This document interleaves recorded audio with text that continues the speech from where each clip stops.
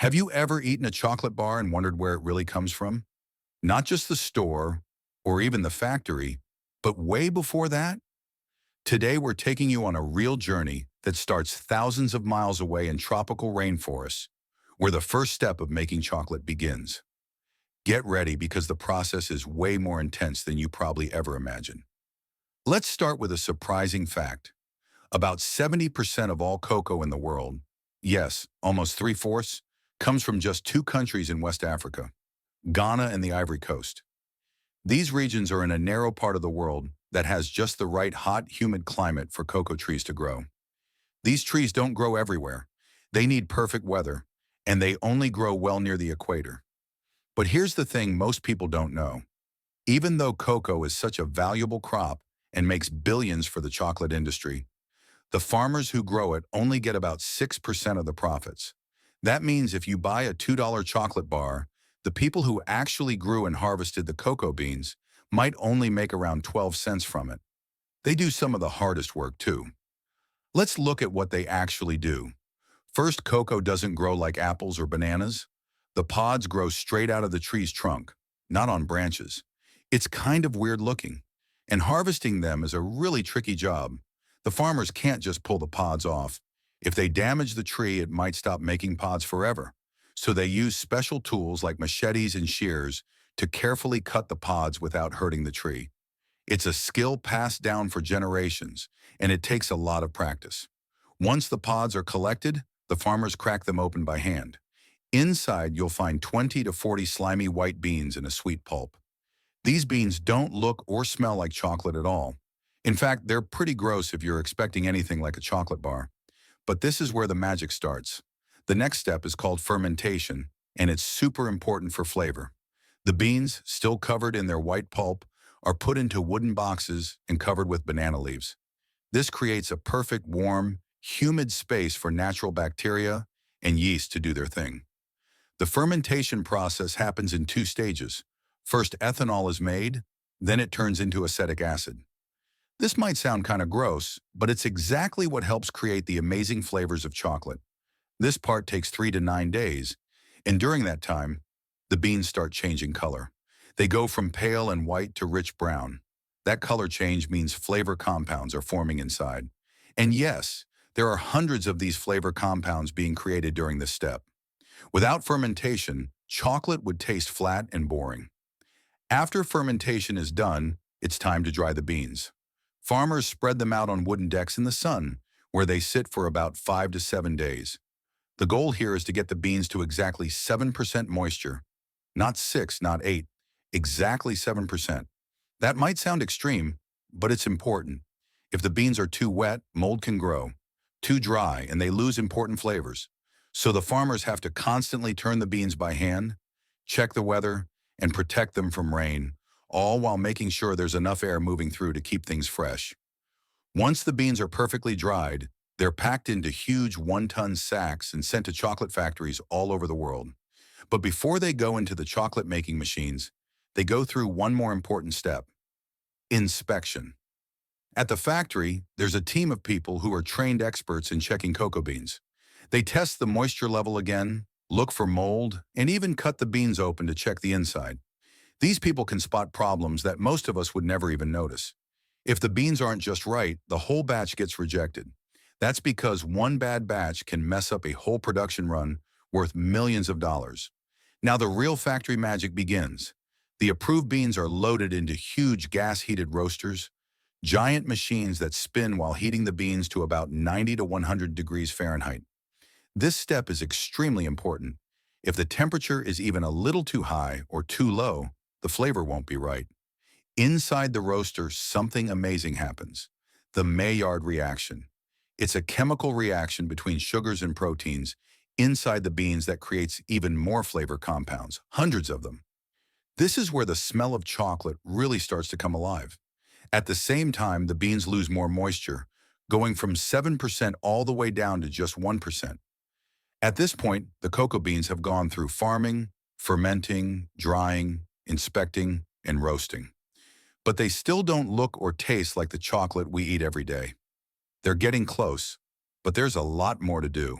After the beans have been roasted and have that amazing chocolate smell, they still don't quite look or feel like the kind of chocolate we eat. They actually still have their hard outer shells, and those need to be removed. That's where the next step comes in: winnowing. Winnowing is kind of like peeling, but way more high-tech. The roasted beans are first cracked open by machines, breaking them into small pieces. Inside each bean is the good stuff we want, called nibs. But around the outside is a light, papery shell we don't want. The machines use a mix of vibration and airflow to separate the two. Here's how it works. The cracked pieces are shaken on special vibrating shelves, while strong air currents blow the lighter shells away. Kind of like how wind blows leaves off a sidewalk. What's left behind are the cocoa nibs, small, chunky pieces that are actually made of about half cocoa butter and half cocoa solids. These nibs are now ready for the next big transformation. Even though these nibs smell chocolatey, they still taste very bitter and dry. They don't melt in your mouth or feel smooth at all. So the next step is to change their texture completely by grinding them. The nibs are poured into giant industrial grinders. These machines use heavy pressure and intense friction, which makes a lot of heat. As the nibs grind down, the cocoa butter inside them melts, and the mixture starts to turn into a thick, dark liquid. This liquid is called chocolate liquor. Don't worry, it doesn't have any alcohol in it. It's just the name for the melted form of pure cocoa nibs. This chocolate liquor still has all the natural cocoa parts in it, but it's finally starting to look like something that could turn into a chocolate bar. But it's not ready just yet. The chocolate liquor is still too strong and gritty for eating. That's why factories now use huge hydraulic presses to take it even further. These presses are so powerful, they can push with up to 25 tons of force. They squeeze the chocolate liquor to separate out the cocoa butter from the solid parts. Now, this is a really important moment because it allows chocolate makers to control exactly how much cocoa butter and cocoa solids go into each kind of chocolate. Why does that matter? Because different kinds of chocolate have very different recipes. For example, milk chocolate has less cocoa solids and more sugar and milk. It might only have 10 to 20% cocoa solids. But dark chocolate has a lot more, like 50% to even 90% cocoa solids. And white chocolate, it actually doesn't have any cocoa solids at all, just cocoa butter, sugar, and milk powder. By using this separation process, chocolate factories can make sure each type of chocolate has just the right mix. They store the separated cocoa butter and solids until it's time to blend them back together in the perfect ratios for the next step. But the journey isn't over yet. There are still more stages to go before that smooth, melty chocolate bar lands in your hands. Now that the cocoa butter and solids have been separated and saved, the real magic of chocolate making begins. This is where other important ingredients get added, like sugar, milk powder, and sometimes an ingredient called lecithin. Lecithin is a type of emulsifier, which means it helps all the different ingredients stick together and keeps them from separating. It also helps the chocolate feel smooth in your mouth. These ingredients are added into giant computer-controlled mixing tanks where everything is blended together.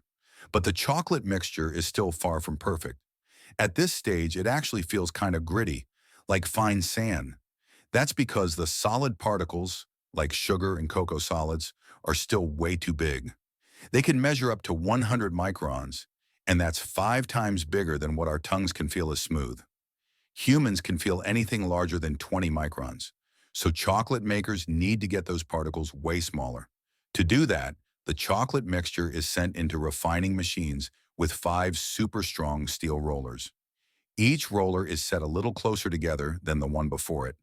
As the mixture passes through, it gets crushed finer and finer until all the solid particles are finally under 20 microns in size. When it comes out, the chocolate mixture looks more like a dry, flaky powder than a smooth liquid. But don't worry, it's just another step on the way to perfection. Now comes one of the most important and time-consuming parts of chocolate making: conching.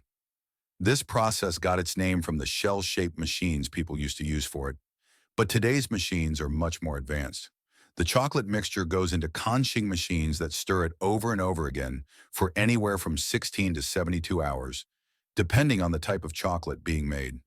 For example, milk chocolate usually needs about 16 to 24 hours, while dark chocolate might need up to 72 hours to get its deep flavor. Conching does a lot of things all at once. It helps to spread the cocoa butter evenly around each tiny solid particle. It also lets unwanted acids evaporate, which removes any sour or bitter tastes. During all this mixing and heating, the chocolate becomes incredibly smooth, and new flavor compounds form through a controlled process of oxidation. By the end, the chocolate has that rich, creamy feel and amazing taste that we all love. But there's one more part of the chocolate story that isn't about machines or recipes. It's about people. The chocolate industry is changing. More and more manufacturers are choosing to buy cocoa beans directly from farmers instead of going through a bunch of middlemen.